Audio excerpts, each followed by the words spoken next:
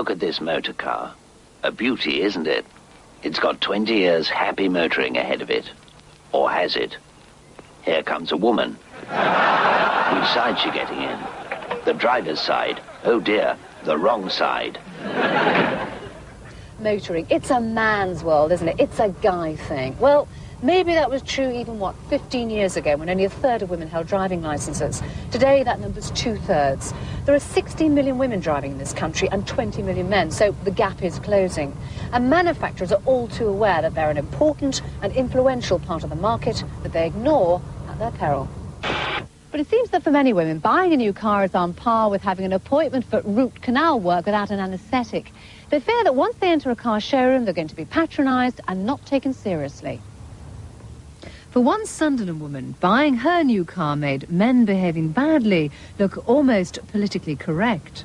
I went into a garage. I was just looking around because I knew I wanted to change my car in a few months' time, and walked into the forecourt and there was some salesmen standing around.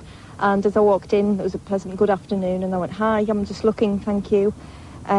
And got back, yeah, so are we. And as I turned around to walk out, I got, "What's the matter, pet? Is it too dear for you?"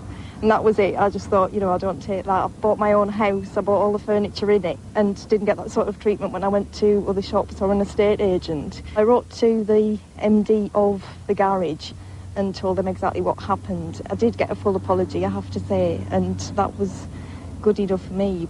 They did invite me to go back and said I'd get preferential treatment, but I didn't want to, so I went to another garage. Cowie is one of the biggest dealerships in the country with a turnover of £1.3 billion. 1 in 40 new cars in this country is sold by Cowie. They did a survey recently which revealed that less than 9% of women like to go into showrooms because they believe they'll be patronised. Julie, that's quite an indictment, isn't it? It certainly is, and it's very disturbing, especially as women account for 45% of new car sales and, in fact, influence 80% of all car sales. Women were telling us that they felt that they would be patronised when they walked into motor dealership showrooms. They also said that they felt that they would be treated with more respect if they were, in fact, male. So how do you eradicate that sort of prejudice? Well, it's not just by simply employing more females in your workforce, because sometimes female sales staff can start to adopt the same type of traits as their male counterparts. The answer is, in fact, training. The salesmen who we think we're going to have problems with are introduced to a role reversal scenario where they are, in fact, sexually harassed by female salespeople, and believe me, they don't like it.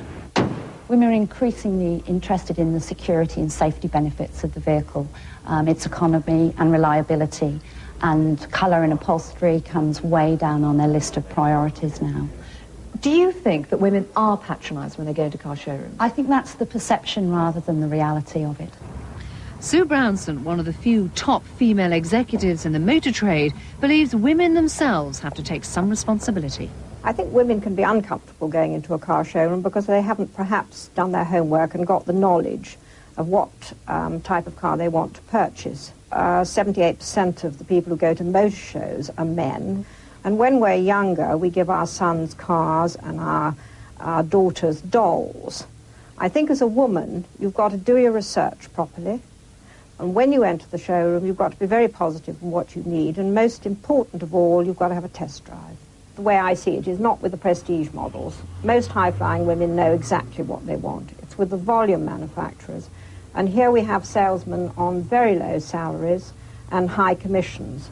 And they really haven't got the time to bother with you unless you know exactly what you want. So do your groundwork, read the car magazines and newspapers. Compare prices, go to several dealerships to make sure you get the best package available.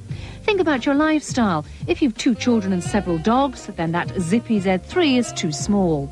And if you don't like the attitude of the salesman, walk out. And remember, you hold all the cards. They want to need your business far more than you need their particular piece of new metal.